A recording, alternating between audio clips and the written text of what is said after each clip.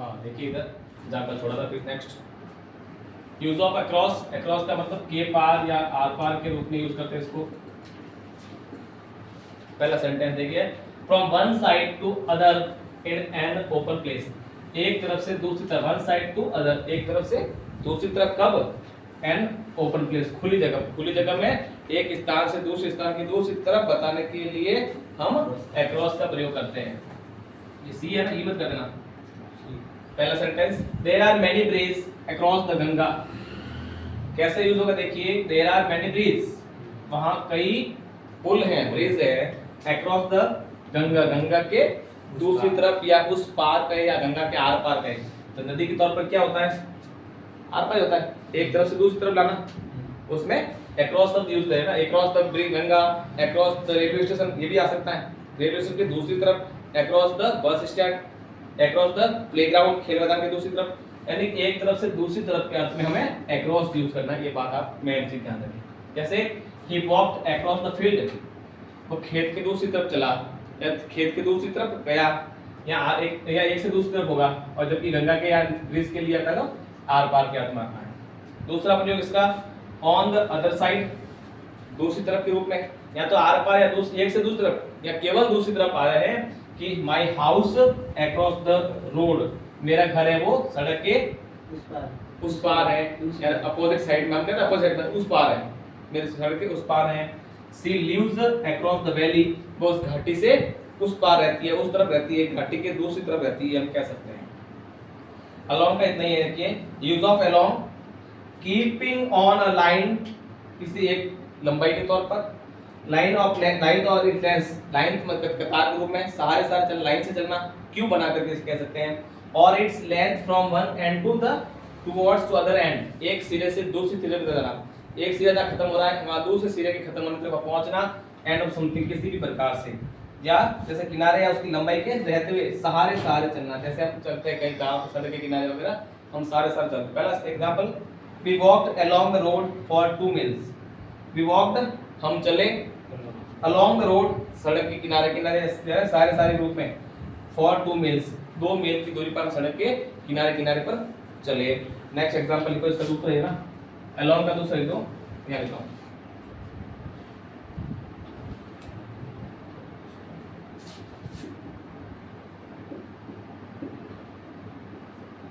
there are trees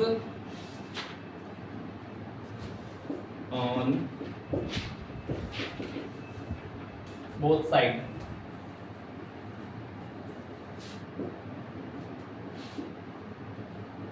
all along the road. There are trees, वहाँ पेड़ हैं, on both side, दोनों तरफ, है ना, all along the road, road के दोनों तरफ पेड़ है, यानी से दोनों की उसके किनारे किनारे या सारे रूप में दोनों तरह के दोनों किनारे पर पेड़ हैं। इस प्रकार से दोनों। नेक्स्ट लगाइए among. Next among with more than 2 persons और थिंग्स, और स्पेशल तौर पर देखें तो ग्रुप के लिए, किसी ग्रुप की चीज डिस्कस हो, जहां भी किसी ग्रुप का डिस्कस होगा, अगर वो आप प्रीपोजिशन यूज करना है तो वहां आपको अमोंग ही पढ़ना है, बिना कोई सोचे भी। ऐसा लग रहा है कि आप 5 ग्रुप का एक्टिविटी करा है, 7 का 10 का ग्रुप, एक से अधिक होते ही, एक से अधिक, and 2 persons, more than 2 person, 2 या 2 से अधिक हो जाता है। एंड और थिंग, वस्तुओं के लिए, स्पेशल ग्रुप के लिए। देखिए वैसे, he divided his property among his 5 sons. He divided his property, उसने अपनी संपत्ति को बंटवारा कर दिया, संपत्ति का बंटवारा कर दिया, अमोंग हिज 5 सन्स, अपने 5 बेटों के बीच में, के बीच के लिए भी उपयोग होता है ना, कि 5 बच्चों के बीच में अपनी संपत्ति को उसने बंटवारा कर लिया।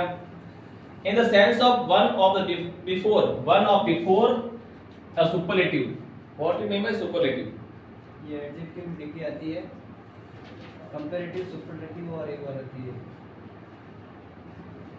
आपको बता दें, यहाँ एक वर्ड वो जो उसमें पढ़ेगा वो इसमें आएगा एडजेक्टिव में, लेकिन यहाँ अगर हम सुपरलेटिव की बात करें ना, इसका मतलब होता है कि एक विशेष तौर पर, जैसे कह रहा है पोरेस्ट, यानी बच्चे कमजोर तो है लेकिन सबसे कमजोर, ओल्ड तो है सबसे, सर्वोच्च तौर पर, सर्वोच्चता के अर्थ में आता है यहाँ पर, है ना, या पोर तो आ रहा है, एक पोरेस्ट, सबसे ओल्ड है आदमी लेकिन सबसे पुराना, सबसे बूढ़ा, example of he is among the 10 poorest boys of the school.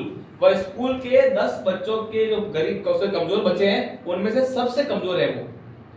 He is among the 5 oldest men of the street. गली के जो पांच बुढ़े लोग हैं उनमें से वह है वो सबसे बूढ़ा इंसान, सबसे बूढ़ा आदमी है। यानी सबसे या सर्वोच्च के अर्थ में यहाँ पर हम सुपरलेटिव को मानेंगे। सुपरलेटिव का सर्वोच्चता के तौर पर, इसमें से विशेषता के तौर पर भी कह सकते हैं, सर्वोच्च मान के भी कह सकते हैं, है ना। इस प्रकार से ये याद रखना, सर्वोच्च एडिटिंग वाले पढ़ाएंगे, उसके अलग अलग पार्ट भी होंगे इसके, लेकिन यहाँ पे हम इसको एक सर्वोच्चता के अर्थ में देखेंगे कि सुपरलेटिव होता क्या है। नेक्स्ट चलिए, तीन पॉजिटिव, कंपैरेटिव और सुपरलेटिव है ना। देखो विदिन का मतलब होता है के अंदर के अर्थ में हम के ना, या से कम में भी आता है। जैसे के अंदर का मतलब दोनों मास के अंदर कैसे प्रयोग करेंगे, वो हिंदी में बोलेंगे ना, हम इसके अंदर ये काम करना है, इतने समय के अंदर ये काम करना है, इसके लिए हम कहेंगे से कम का प्रयोग होगा। To indicate less than time, यानी कि से कम समय में आपका प्रयोग कब होगा, समय से पहले, टाइम से ठीक पहले आपको विदिन का प्रयोग करना है।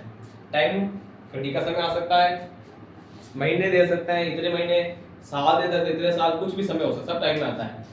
जैसे do it with in an hour, do it, do का मतलब क्या था दलपत, करना, डू इट या करो विद इन एन आवर, एक घंटे में। आए ये आप एक घंटे में करो, या एक घंटे के अंदर करना है, दोनों कह सकते हैं हिंदी में अपने हिसाब से। You should complete it with in a month, you should complete it, तुमको ये पूरा करना चाहिए कब, it with in a month, एक महीने में, आपको एक महीने में ये पूरा करना चाहिए। शुड का मतलब चाहिए में लेना, आपको पूरा करना है, जब आपको मस्ट आएगा, वहां मस्ट आएगा, आपको पूरा करना है, आपको जबरदस्ती कहा आपको पूरा करना ही है, आपको प्रेशर होता है ना, निश्चित तौर पर कहा जाए वहां मस्ट मॉडल लगता है, या शुड आया तो चाहिए क्या मिलेंगे हम।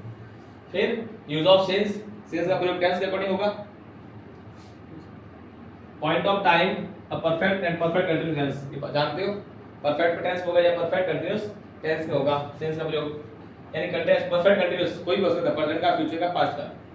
दे have been working hard since Sunday, क्या मतलब हुआ, दे हैव बीन, सेंटेंस का ट्रांसलेट करो, they have been working hard since Sunday, तो संडे से बहुत भारी काम, वह रविवार से कठिन मेहनत कर रहा है ना। I have been reading in this school since 2014, मैं इस स्कूल में 2014 से पढ़ रहा हूं, मैं इस स्कूल में 2014 से पढ़ रहा हूँ। इस प्रकार के सेंस का प्रयोग होगा। सेंस का प्रयोग इतने फॉर में तो, और एग्जांपल बहुत आए, फॉर अलग अलग यूज होता है। नेक्स्ट लगा दी फॉर पढ़ लेते हैं, नेक्स्ट फॉर।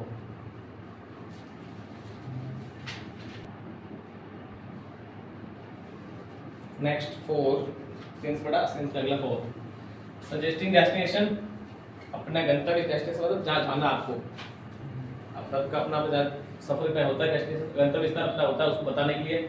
जैसे he left from Mumbai today, he left from Mumbai today, यानी वो आज मुंबई के लिए रवाना हुआ, मुंबई के लिए निकला, दोनों कह सकते हैं।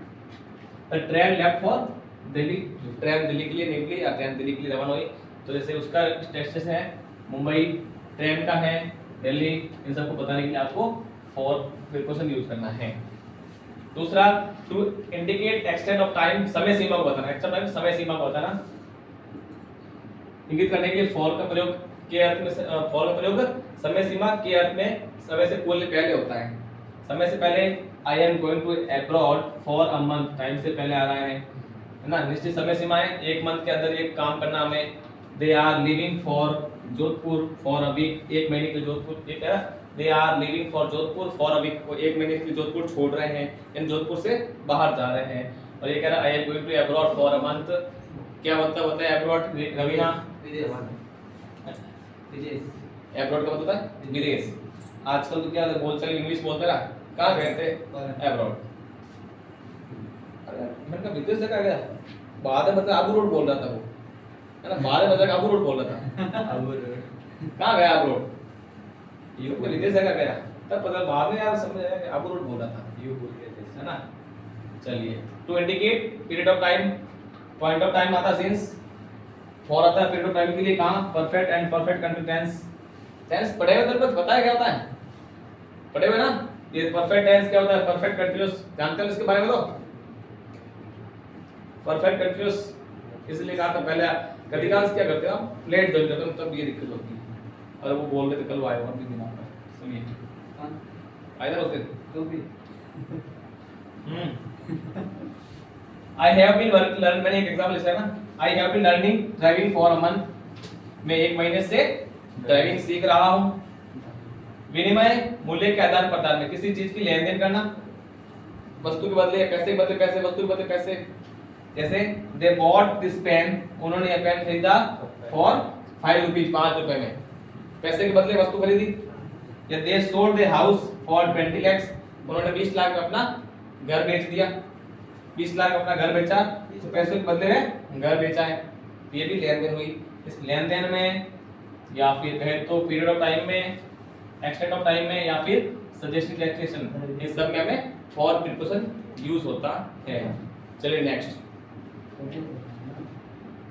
कितना करोगे इतने ले आज चलो ठीक है बाकी क्लास चलेगी।